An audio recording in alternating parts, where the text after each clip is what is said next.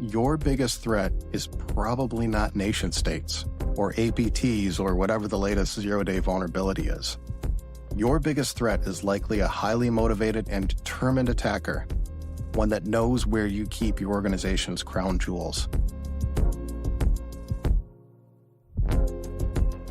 Welcome to Threat Vector, a segment where Unit 42 shares unique threat intelligence insights, new threat actor TPTs, and real-world case studies. Unit 42 is a global team of threat intelligence experts, incident responders, and proactive security consultants dedicated to safeguarding our digital world. I'm your host, David Moulton, Director of Thought Leadership for Unit 42.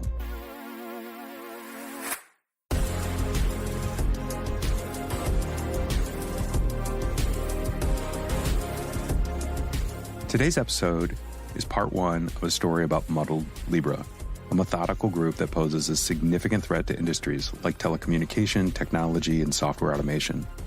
Today's guest is Kristopher Russo. Chris is a senior threat researcher with Unit 42.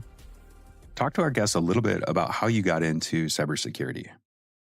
Sure. So I've been doing cybersecurity for many years now. And really what drew me to it was this insatiable appetite for just ruining bad guys' days. I love technology, and I love the way it can be used to improve people's lives. And at the same time, we've seen people take those same technologies and use them to hurt people and destroy those lives. And so really what I am here for is to help put a stop to that.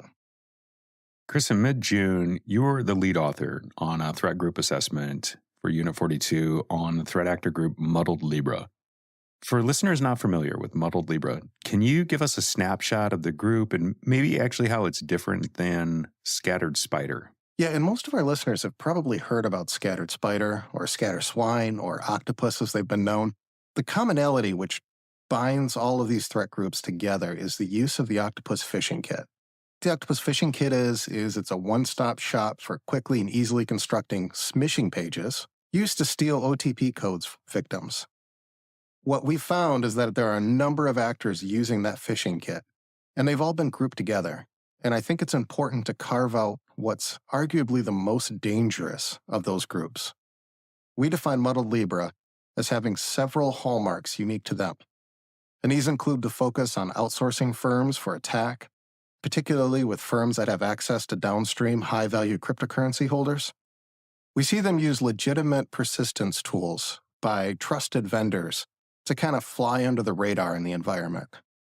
And, probably most importantly, the type of data that they're after is very specific, and they're very thorough in finding it.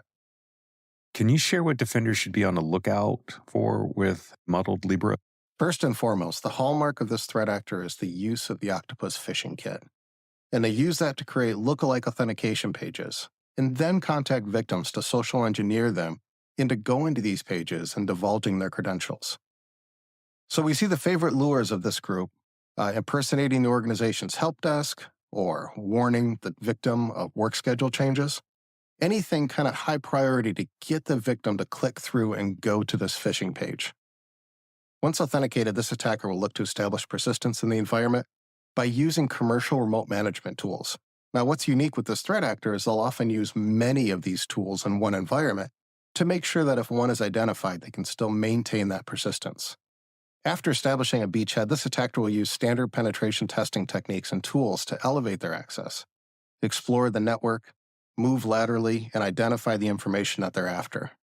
This is likely where defenders will notice the activity. There's also an opportunity to find this activity when seeing large transfers via SSH out of the environment or unusual transfers to commercial data sharing websites.